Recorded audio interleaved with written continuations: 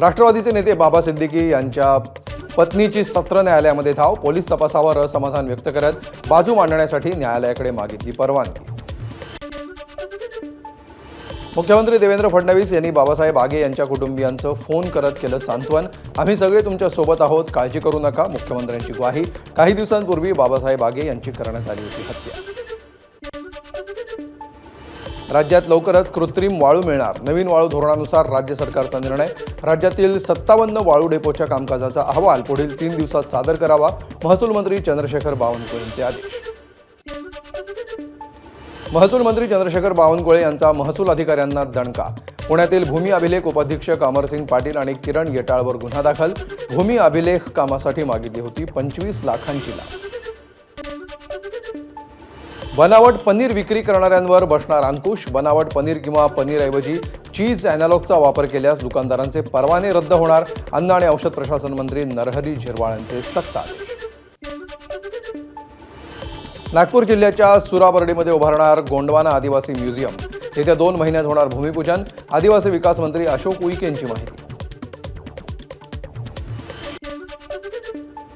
ST कर्मचाऱ्यांचं PF गुंतवणुकीतील 100 कोटींचं व्याज बुडीत. 1240 कोटींची कपात केलेली रक्कम पीएफ ट्रस्टमध्ये भरलीच नाही. महाराष्ट्र एसटी कर्मचारी काँग्रेसचे सरचिटणीस श्रीरंग बर्गेंची माहिती. नागपूर महानगरपालिकेला मिळणार नव्या 150 ई बस. मनपा आयुक्तांकडून कोराड येथील ई बस डेपोची पाहणी. मुदतीच्या आत कामं पूर्ण करण्याचे दिले निर्देश. नॅशनल हेरॉल्ड प्रकरणी काँग्रेस कार्यकर्त्यांचं ईडी कार्यालयासमोर आंदोलन. युवक काँग्रेसच्या कार्यकर्त्यांनी थेट ईडी कार्यालयामध्ये घुसण्याचा केला प्रयत्न. बांगलादेशमध्ये हिंदूंवर होणाऱ्या अत्याचारांविरोधात नागपुरात विश्व हिंदू परिषदेचं आंदोलन. व्हीएचपीच्या नागपूर शहरातील प्रमुख पदाधिकाऱ्यांचा आंदोलनात सहभाग.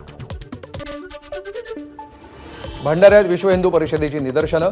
पश्चिम बंगालमध्ये हिंदूंवर होत असलेल्या अन्यायाचा केला निषेध. तिथल्या हिंदूंना सुरक्षा प्रदान करावी, आंदोलनकर्त्यांची मागणी.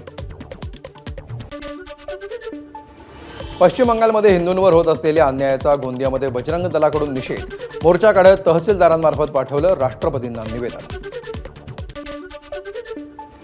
धाराशिवमध्ये पोलीस स्टेशनमध्ये चालू असलेलं गोरक्षकांचं आमरण उपोषण स्थगित.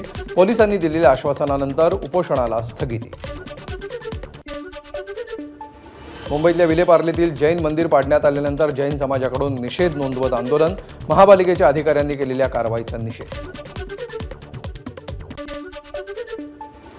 दिगंबर जैन मंदिर तोडक कारवाई प्रकरणी पालिकेचे विभाग वॉर्ड ऑफिसर नवनाथ घाटगे यांची हकालपट्टी. कारवाईनंतर निघालेल्या मोर्चानंतर करण्यात आली हकालपट्टी.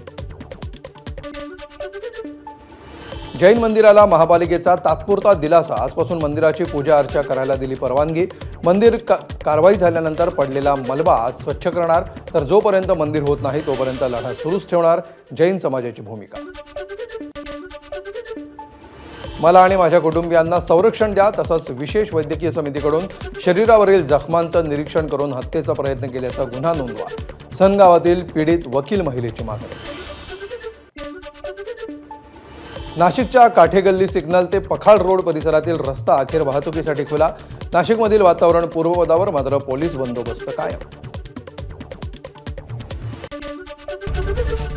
एबीपी माझा, उघडा डोळे बघा नीट.